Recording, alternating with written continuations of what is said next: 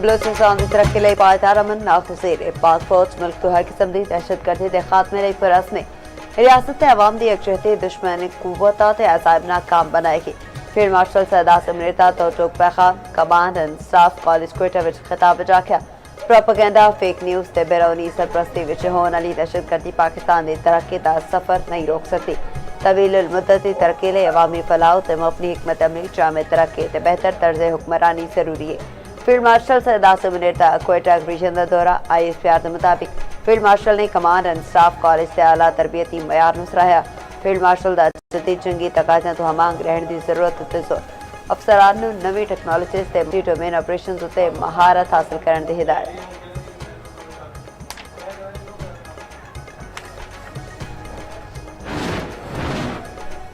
वज़ीर-ए-आज़म शहबाज शरीफ रोज़ा दौरे उत्ते क्वेटा पड़ गए। गवर्नर बलूचिस्तान जाफर मंदोखेल वज़ीर आला सरफराज बख्शी ने वज़ीर-ए-आज़म का एयरपोर्ट से इस्तकबाल किया। सरकारी जराये के मुताबिक वज़ीर-ए-आज़म क्वेटा में अपेक्स कमेटी इजलास की सदारत करेंगे। इजलास में बलूचिस्तान में अमन अमान की सूरत हाल का जायजा लिया जाएगा।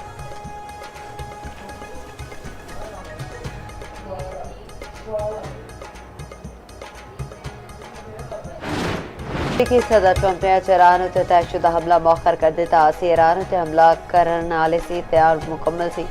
कतर सऊदी अरब ते UAE की दरख्वास्त उत्ते तयशुदा हमला मौखर किया। अमरीका ते सऊदी वली अहद ने हमला न करने की अपील की। काबिल कबूल मुआहदा तय पान तक हमला नहीं करेंगे। मुआहदा तय नहीं होता तो अमरीका फूल किसी भी लम्हे हमला करने तैयार होने की हिदायत कर दी। तकरीबन खिताब ट्रंप ने आख्या संजीदा मुज़ाकरात हो रहे हैं। ईरान उत्ते हमले कुछ अरसे लिए मुलतवी किया है। हमेशा ले रही लगता है कि एक अच्छा मौका ईरान नाल डील हो सकती है। ईरान को एटमी हथियार हासिल करने की इजाजत नहीं दे सकते।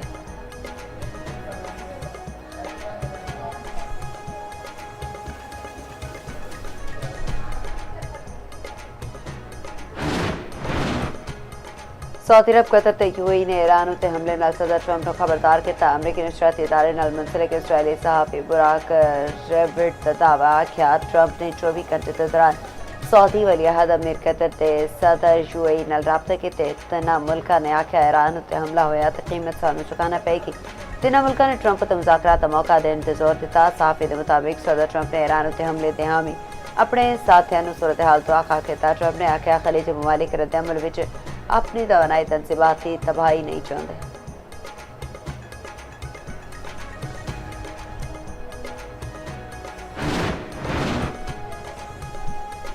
दोबारा हमला किया गया तो ईरानी फौज ट्रिगर दबाने लिए तैयार। ईरानी मुसलह अफवाज ने खात्मे लंबिया ब्रिगेड से ट्रंप को सख्त वार्निंग फौरी फैसला कन भरपूर ताकत वसी तर पैमाने पर जवाबी कार्रवाई की जाएगी। रुकन ईरानी national security council doctor Mohsen Rezaei Trump के उत्ते तंजियाबाद आख्या अमरीका ने फौजी हमले की डेडलाइन रखी फिर खुद ही इनू मनसूख कर दिता।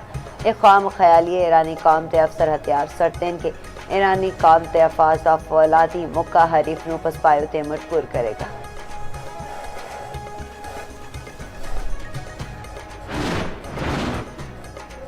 सदर ट्रंप के कोल ईरान नाल निपटने लिए सारे ऑप्शंस मौजूद हैं। अमरीकी सदर बार बार कह चुके हैं ईरान एटमी हथियार नहीं रख सकता। नायब तर्जमान व्हाइट हाउस नाकेली का आखना है कि ईरान अस्करी तौर पर कमजोर मुआशी तौर पर दबाव पहले तो बहुत तनहा हो चुके। ईरान ने नेक नीयत नाल मुज़ाकरात ना किए तो ट्रंप कौमी सलामती लिए जरूरी फैसला करेंगे।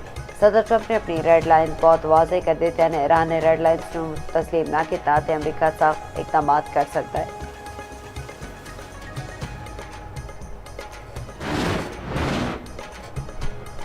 गजा इमदाद ले जाने वाले बहरी काफिले ग्लोबल स्मूथ प्रोटेला होते इसराइली हमले पाकिस्तान समेत 10 मुल्क की शदीद मजम्मत। तर्जमान दफ्तर खारजा के मुताबिक Pakistan, Turkiye, Bangladesh, Brazil, Colombia, Indonesia, उर्दन, लीबिया, मालदीव ते स्पेन के वज़ीर खारजा का मुश्तरका बयान बैन अवी समुद्री हदूद में माजी के फ्लोटेराज उत्ते इसराइली कार्रवाइयां उत्ते भी सारी तशवीश आख्या शहरी जहाज़ों से इंसानी हकूक के कारकुनान को निशाना बनाना काबिल कबूल है।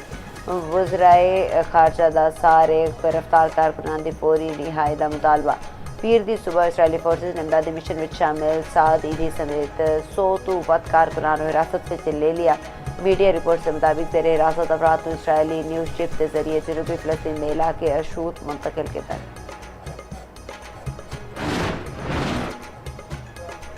मुज़ाकरात का मतलब हथियार सुटना नहीं। ईरानी सदर मसूद पज़ेशकियान का सोशल मीडिया पर बयान लिखा मुल्क के अवाम के कानूनी हकूक तो पीछे नहीं हटेंगे। ईरान कौमी हकूक के तहफ़्फ़ुज़ दे नाल मुज़ाकरात विच शामिल होंदा अवाम की खिदमत ते ईरान दे मफादात दा दिफा जारी रखांगे।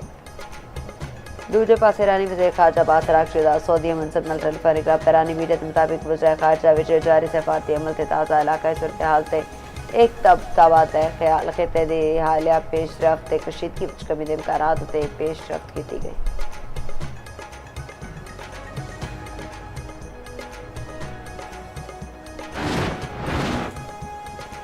ईरान की यूरेनियम आबसूदगी उत्ते रूस का दो टोक मौक़िफ़। रूसी वज़ीर ख़ारजा सरगेई लारोफ ने आख्या कि ईरान नूं पुरअमन मकासद लई यूरेनियम आबसूदा करन दा पूरा हक हासिल है।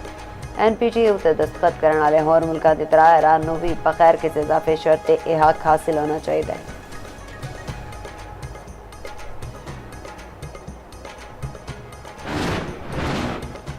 वफाकी वज़ीर दाखिला मोहसिन नकवी दी वतन वापसी तो पहले तेहरान में ईरानी वज़ीर ख़ारजा अराग़ची नाल होर मुलाकात। ईरानी मीडिया के मुताबिक मुलाकात विच किते दी तेजी नाल बदलती सूरत हाल उत्ते जंगबंदी मुआहदे की गलबात। मोहसिन नकवी ईरान का दौरा मुकम्मल करके वतन वापस अपड़ गए।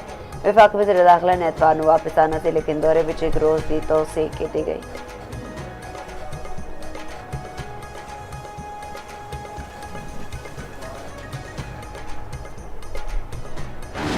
टेस्ट बचाना पाकिस्तान लिए चैलेंज बन गया। Bangladesh test series clean sweep करने की पोजीशन में 437 रन हदफ ताकत विच पाकिस्तान की बैटिंग जारी। 3 विकेट के नुकसान उत्ते 160 रन बना लिए। ओपनर रज़ान अवैस 21, अब्दुल्ला फजल 6 ते बाबर आजम 47 रन बना के आउट। पाकिस्तान नूं जित लई हो 280 रन दरकार।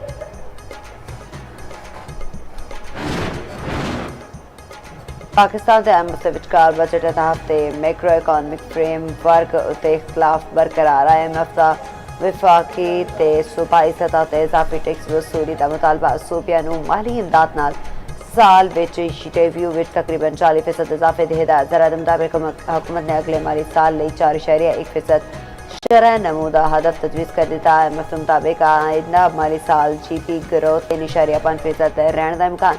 ज़राअत प्रॉपर्टी ते सर्विसेज सेक्टर तो 400 अरब रुपए इजाफी टैक्स वसूली की तजवीज़। नवी बजट में प्राइमरी सरप्लस का हदफ GDP के 2% ते बरकरार बराबर रखने के। पाकिस्तान स्टॉक एक्सचेंज में तेजी कारोबार के दौरान 1600 तो वध पॉइंट का इजाफा। 100 इंडेक्स 1% वध गया। 1,63,429 की सतह उत्ते ट्रेडिंग।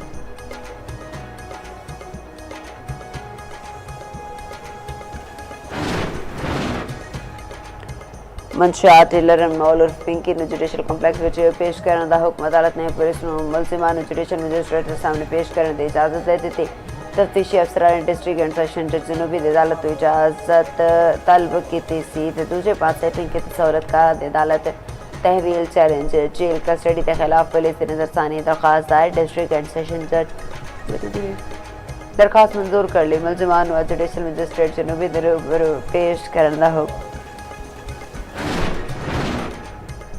मंशियात डीलर एंड मॉल और पिंकी की पेशी उत्ते प्रोटोकॉल की इनक्वायरी रिपोर्ट तैयार। रिपोर्ट IG सिंध ते कराची पुलिस चीफ नूं अरसाल। रिपोर्ट के मुताबिक अनमोल और पिंकी की पेशी उत्ते पुलिस एहलकारां ने गफलत मुजाहरा किया। इनक्वायरी विच पिंकी नूं अदालत विच मोबाइल फोन देने का भी इंकशाफ होया। ज़राए के मुताबिक पिंकी की गिरफ्तारी की पेशी तक एक आला अफसर ते गार्डन थाने का अफसर राबते विच सन। SIO वल्लू संगीन लापरवाही ते गफलत का मुजाहरा सामने आया। मुकदमा कतल विच कोकेन डीलर पिंकी ते जिस्मानी रिमांड विच 4 रोज़ा तोसी। पिंकी का फिर अदालत पेशी के मौके उत्ते शोर शराबा तफ्तीशी अफसर नूं धमकिया।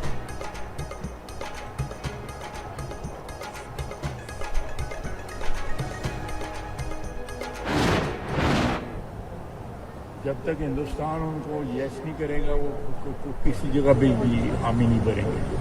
इंस्ट्रक्शंस उनकी दिल्ली से आते हैं। 3 दफा तो मैं उनको मिला।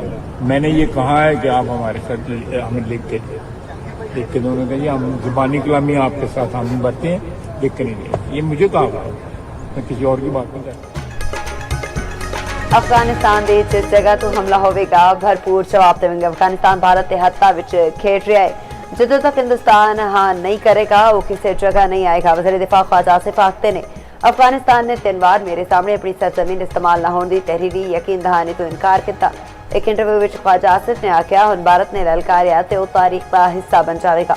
बदकिस्मती अफगानिस्तान भारत की प्रॉक्सी बनिया होया है।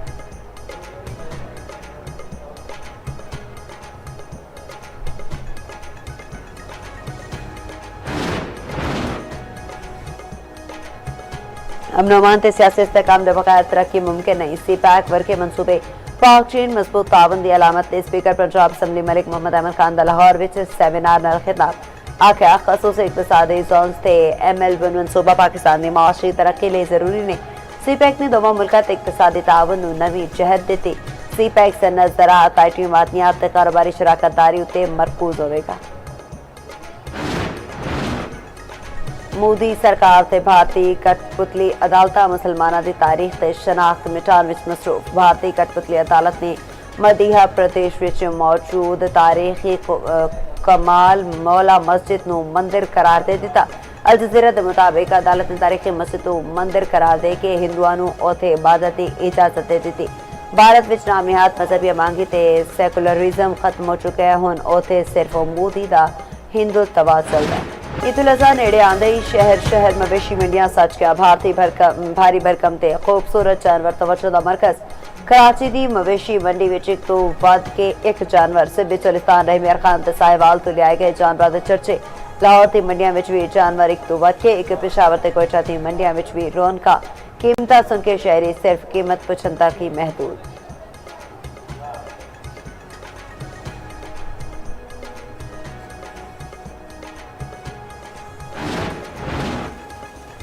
ऑस्ट्रेलिया के खिलाफ होम सीरीज ਲਈ कौमी टीम का ऐलान छेती मुतवक्के। बाबर आजम की वापसी समेत 3 तो 4 तब्दीलियां मुतवक्के। बाबर आजम, सुफियान मुकीम ते हुनैन शाह नूं मौका मिलण दा इम्कान। पाकिस्तान फुटबॉल टीम कैंप दा लाहौर विच कल आखिरी रोज। कौमी क्रिकेटर्स 22 मई नूं रावलपिंडी विच रिपोर्ट करनगे। ऑस्ट्रेलियावी टीम 23 मई नूं इस्लामाबाद अपड़ेगी। पाकिस्तान ते ऑस्ट्रेलिया दा पहला वनडे 23 मई नूं पिंडी विच होवेगा ते दूजा मैच 2 ते तीजा 4 जून नूं लाहौर विच शेड्यूल। प्रो हॉकी लीग पाकिस्तानी हॉकी टीम का ऐलान कल होगा। 2 रोज़ा ट्रायल्स का आगाज अज शाम तो होगा। Training camp national hockey stadium Lahore विच जारी। ट्रायल्स के बाद 20 रुकनी टीम का इंतखाब किया जाएगा।